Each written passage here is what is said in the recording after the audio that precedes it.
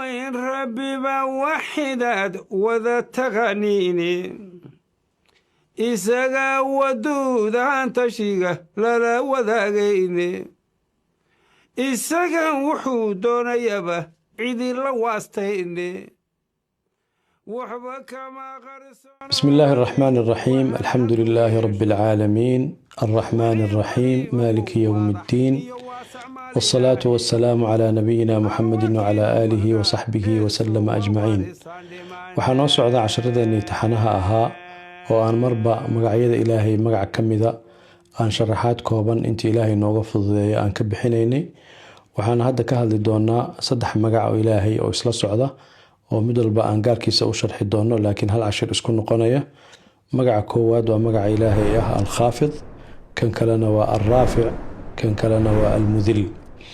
ilaahay subxaanahu wa tacaala magacyada uu leeyahay waxaa ka mid ah magaca al-Raafic oo ah in alle subxaanahu wa tacaala uu yahay korka yeele oo wuxuu rabo uu korka yeelo oo mansab sare, muuqaal sare, meel sareysa oo ilaahay subxaanahu wa tacaala uu gaarsiiyo asaguna khalqigiisa iyo oonkiisa oo uunkiisa oo dhan uu ka sareeyo oo ilaahay subxaanahu wa tacaala inta sareyso ugu sii sareeyo. sida darteed ilaahay asaga ah sareeyaha sareynta bixiya oo khalqigiisa qofka uu doono kor ka yeela oo meeshuu rabo oo ugu koreysana geen kara xagga karaamada, xagga sharafta, xagga xilalka, nooc walba oo qofka uu u baahan yahay inuu kor u noqdo. sida darteed ilaahay subxaanahu wa tacaala asaga khalqigiisana sidaas ugu qaybiya oo sidaas u kala kormariya. warafaca bacdakum fawqa bacdin darajaat, oo ilaahay subxaanahu wa tacaala khalqigiisa intuu fiiriyey buu qaarna qaar ka kormariyey, qaar walbana uu siiyey koreyn nooca ay u baahan yihiin. qaar wuxuu siiyey inay dadka uga koreeyaan cilmi, qaar wuxuu siiyey dadka inay uga koreeyaan dhaqaale, qaar wuxuu siiyey dadka inay uga koreeyaan maamuus gaar oo ay heleen, qaar wuxuu siiyey ilaahay subxaanahu wa tacaala inay dadka uga koreeyaan xilal loo haysta inay yihiin dadka inay ka sareeyaan. sida darteed ilaahay subxaanahu wa tacaala asagaa bixiya awoodda ah inuu wax kala sara mariyo oo ay dadku kala koreeyaan. mararka qaarna xaaladda ah ku jirto buu intuu kuu toosiyo oo kuu hagaajiyo oo isugu ka aadiyo buu meeshii aad joogtay meel ka koreysa ku geynayaa. dhaqaale ahaan buu kor kuu qaadi, magac ahaan buu kor kuu qaadi, cilmi ahaan buu kor kuu qaadi. waxyaabaha ilaahay subxaanahu wa tacaala uu ammaanta ku sameeyana waxaa waaye qofku inuu asagoo naftiisa xataa isleeyahay qof sareeya, wax walbana uu u qabto in xagga ilaahay subxaanahu wa tacaala raalli ahaanshihiisa wixii sare marinaya uu ka shaqeeyo. waid yarfacu ibraahiimu alqawaacida min albeyt, waxyaabaha lagu ammaanay nabi ibraahim waxaa ka mid a inuu beytka ilaahay subxaanahu wa tacaala qawaacidiidii uu kor u soo qaadayay. sidaa darteed qofka muslimka waxaa laga doonayaa inuu lahaado dabeecadda ah inuu mar walba noqdo qof ka shaqeeya sareynta ilaahay subxaanahu wa tacaalana weydiista inuu sareeyo. waxyaabaha laga rabana marka waxaa ka mid ah oo adiga waajibka kugu ah oo mar walbana ku taagan in ilaahay subxaanahu wa tacaala xaggiisa aad u aado, diintiisa inaad kor yeesho, dhaqanka wanaagsan kor yeesho, xumaanta aad hoos u dhigto. sidaa darteed magacyada ilaahay waxaa ka mid ah magaca la yiraahdo al-Khaafid oo ah Allah subxaanahu wa tacaala inuu yahay hoos u dhige oo shirkigu hoos u dhigo, dulmiga uu hoos u dhigo, qofkii xadgudub sameynayana inta tallaabo laga qaado hoos loo dhigo. hoos u dhigaas marka mararka qaar uu ammaanan yahay. waxaa la rabaa inaad markaad ilaahay subxaanahu wa tacaala wax weydiisanayso inaad hoos isu dhigto, oo waxaa jira inaa lagaa rabaa waxyaabaha qaar in lagu amrayba inaad hoos isugu dhigto, laakiin aa isugu dhigayso hoos adiga oo ka imaanaya anshax wanaagsan, adigoo ka imaanaya qiimeyn. waxaa ka mid a waxyaabaha lagaa raba inaad hoos isugu dhigto, waxaa ka mid a waalidka oo la rabo inaad garabka u raariciso. waxaa ka mid a muslimiinta ama mu'miniinta inaad garabka u raariciso, laakiin raaricintaas loolama jeedo markaad mu'miniinta la joogto inaad isdulayso ama waalidka markaa la joogto inaad qiimo beesho, looma jeedee. waxaa la rabaa anshaxaagu inuu sareeyo, laakiin habka aad waalidka ula dhaqmayso ama habka aad dadka mu'miniinta ula dhaqmayso inay noqoto mid adiga kaa muuqanaysa inaad aadan isa sare marinaynin, aadan iskibrinaynin, dadka muslimiintana isku jilcinaysid, waalidkaana isku jilcinaysid. macnaheedu waxaa loola jeedaa janaaxa dhulli marka lagu leeyahay samee oo adiga isjilci, waxaa loola jeedaa inay jirto mararka qaar inaad si aad isu kibrin karto oo isku weyneyn karto. waxaa lagu diidan yahay marka inaad kibirka isticmaasho, maadaama Allah subxaanahu wa tacaala uu yahay allaha ciduu rabo kor mariyo, ciduu rabana hoos u dhigo, ciduu rabana jabiyo. In dhaqankaagu marka uu noqdo meesha ku habboon inaad isjajabiso oo aad is-hoos dhigto, waa inaad gelisaa. waxaa laga yaabaa qofka kaa cilmiga badan waa inaad u muujiso inaad qofkaa sharfayso. qofka maxaanku idhaahdaa ardayga kuwa wax kaa baranaya ee cilmiga kaa baranaya sidoo kale lagaa rabaa. waalidka habbaa la rabaa inaad kula dhaqanto, ilmaha dhashayna habbaa la rabaa inaad kula dhaqanto. magacyada ilaahay subxaana watacaala uu leeyahay waxaa ka mid ah almudil, oo ah alla subxaana watacaala inuu wax jabiyo. qof buu guul siinayaa, sidaan markii laga hadlayo magaca alcasiiz oo ilaahay guusha u bixiyo. ilaahay sifooyinka iyo magacyada uu leeyahay waxaa ka mid ah almudil. ilaahay subxaana watacaala mararka qaarna wuu jabiyaa, oo qofka markuu jabo sharaftiisibaa jabaysa, qiimihiisibaa jabaya, shakhsiyadiisibaana hoos u dhacaysa. waayo ilaahay asaga ayaa qofka jabka marka uu mutaysan yahay in la jabiyo alla subxaana watacaala wuu yaqaanaa, markaas buuna qofkan jabinayaa. hadduu mutaysan yahay in la guuleeyo oo sharaf iyo karaamo uu yeeshana alla subxaana watacaala hadba sidii aad mudan tahay buu ku siinayaa. sidaa darteed naftaada marar badan oo ka mid a waxaa la rabaa inaad kala saarto inaad jabtay iyo inaad adiga alla subxaana watacaala dartiis isu jajabinayso, oo af soomaaliga lagu yiraahdo isbihinbihin. inaad aada isu jilciso, aada isu dulayso, aad iyo aad u muujiso markaad ilaahay baryayso. alla agtiisa inaad noqoto qof maxaanku idhaahdaa isjajabinaya, oo luquntiisa iyo jirkiisa iyo qabkiisa waxyaabo fara badan oo kor u taagayay markuu alla baryayo. waxaa laga rabaa qofka inuu si tadaruc leh oo isjilcin ah oo isbihinbihin ah ina ilaahay subxaana watacaala wax ku weydiisato. laakiin lama doonayo qofka muslimka ah inuu noqdo qof dulaysan oo socodkiisa u eg qof dulaysan, hadalkiisa hoos u dhacaya oo aan awood lahayn, ama dhaqankiisa iyo dabeecadiisa ka dhigaya qof aan awood lahayn.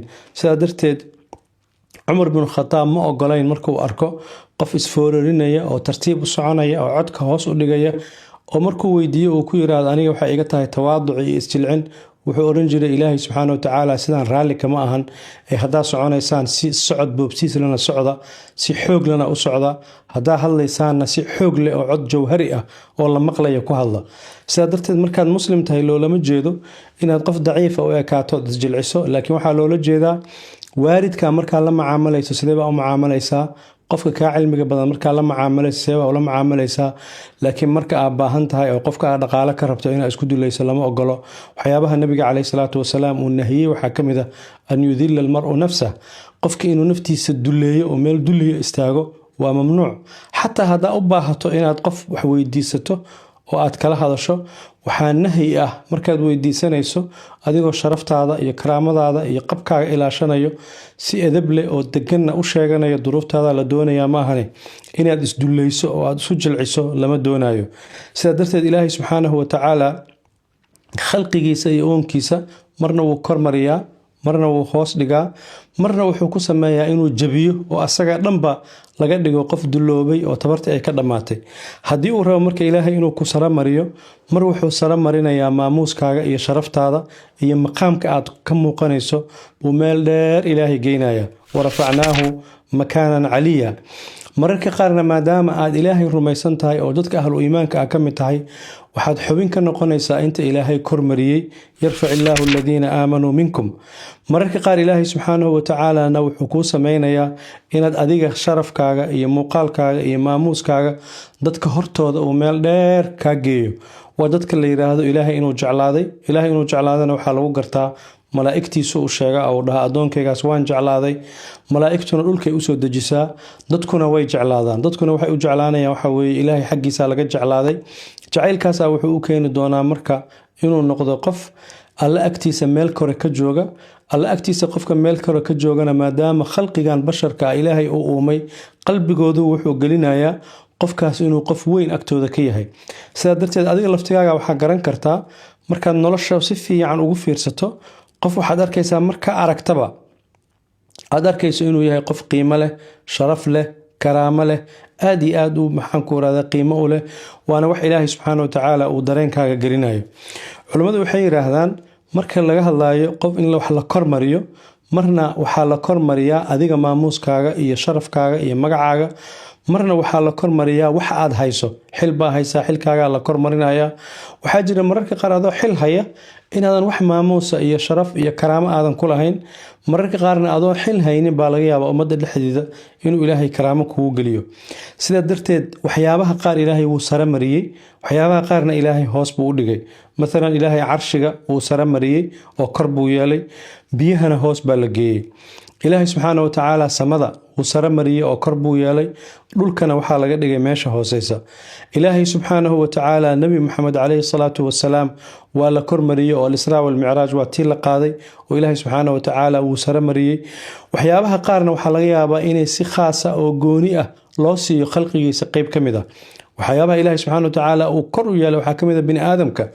makhluuqaadka kale uunka ilaahay uu abuuray ee aan ahayn bini aadamka, ilaahay subxaana wa tacaala wuxuu ka sare mariyey bini aadamku ka sare mariyey. walaqad karamnaa bani aadam. bini aadamka laftigiisa ilaahay subxaana wa tacaala wuxuu ugu sare mariyey oo ugu koreeya oo ugu sharaf badan ambiyada marka la joogana waxaa ugu sharaf badan oo ugu koreeya oo ugu sareeya nabi maxamed calayhi salaatu wasalaam. sidaa darteed dadkuna waxay ku kala sareeyaan hadba inta ay ilaahay u kala dhow yihiin. ina akramakum cinda allaahi atqaakum. qof kasta oo mu'min ahna wuxuu xubin ka yahay inta ilaahay uu sare mariyey. yarfac illaahu aladiina aamanuu minkum. haddii ilaahay subxaana wa tacaala cilmi gaara kuugu deeqay oo aqoon uu ku siiyeyna adigana waxaad marna lama mid noqonaysid qofka jaahilka ayaan aqoonta lahayn ee waxba aan garanaynin. qul hal yastawi aladiina yaclamuuna waladiina laa yaclamuun. sababta meeshaas aa u gaartayna waxaa waaye inuu ilaahay kugu daray inta wax la su'aalo ee aqoontooda loo higsado ee ayaga wax la weydiiyo. fas'aluu ahla dikri in kuntum laa taclamuun. sidaa darteed khalqiga ilaahay uumay markii laga soo tago nebiyada iyo ahlulcilmiga markii laga soo tago xataa intii nebiga calayhi salaatu wasalaam la joogtay waxay ku kala fadli badnaayeen sida ay nebiga u kala rumeeyeen, u kala raaceen, diintiisa ugu gargaareen. waxaana ugu fadli badnaa alcashar almubashiriina biljanna, 10 ilaahay oo ayagoo noolnool jannada ugu bishaareeyey. ayagana waxaa ugu sii fadli badan abubakar radiallahu canhu wa ardaah. waxaa kaloo ayagana karaamo leh asxaabu badrin, dadkii ka qayb galay dagaalkii badr oo yowm alfurqaan joogay. sidaa darteed waxaa qofka muslimka waajibku ah inuu raadiyo xaaladda aad ku dhex jirto, inaad qiimeyso maxaalad aad jabtayba, maxaaladaad hoos u dhacdayba, mise waa xaalad aad sarreyso. saddexdaas xaaladood marka aad kala fiiriso waxaa lagaa doonayaa inaad raadiso midee waay midda ugu sarreysa. midda ugu sarreysana waxaa weeye inaad kor marto. waana waxyaabaha qofka naftiisa loo ogolyahay inuu raadiyo oo uu baaro. laakiin waxaa la diidayaa inay isu bedesho isla weynin iyo ismahadin iyo kibir inay isu bedeshaa la diidayaa. laakiin haddaad ogtahay cilmiga inuu ilaahay karaamo kugu siinayo waa inaad raadsato. haddaad ogtahay sadaqada iyo khayrka inaad ka shaqayso inuu ilaahay karaamo kugu siinayo inaad raadiso. haddaad ogtahay inaad ummadda waxtarkooda ku helayso sarreyn iyo kor ilaahay inuu kaa dhigo inaad raadiso. laakiin aad ka cararto mar walba waxaa kuu keeni kara inaad jabto ama kuu keeni kara inaad hoos isu dhigto. wallahu tacaala aclam. wasalaamu calaykum waraxmatullaahi wabarakaatu. wada taqaniini isaga waduudaan tashiga lala wadaagayne, isagan wuxuu doonayaba cidi la waastayne. waxba kama qarsono qalbigu wahan hadduu yeesho, wixii weliba wow waadax iyo waasac maalinaahi. alwakiilu magaceesu waa warisaan dhimane.